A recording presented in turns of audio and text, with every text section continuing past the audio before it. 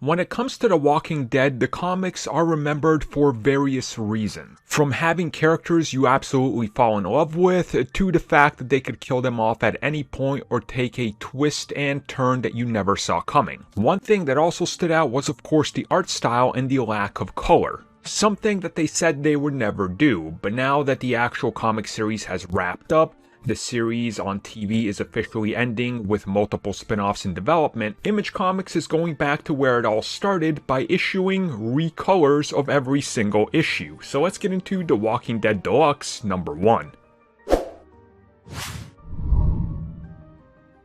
So if you're familiar with just the TV series, this might sound familiar to you because the first season more or less follows exactly what happens in the comics, but then giant deviations do start to happen. Now, I actually haven't read the comics since they first came out, so it's been a while since I read the first issue, and going back into it was honestly quite refreshing, and seeing it with all the color and just how everything pops felt like I was rediscovering the first issue for the first time. Now, of course, it's very simple. Rick Grimes is on a basic day of his job, and things go sideways. These things involve him getting into an accident, waking up sometime later to figure out that the entire world has gone to hell. Zombies are everywhere, and he needs to make his way through the town. During this, he's going to stumble into some people, he's going to, of course, take it up with some zombies, and he's going to try to discover exactly where his family is and what exactly caused this outbreak. And honestly, that's really the entire first issue. He meets a few familiar faces if you're familiar with the show or the comics. We get to see the world established, we get to see a little bit of who Rick is and what he was doing, of course, as a cop, and more or less, that's the first issue.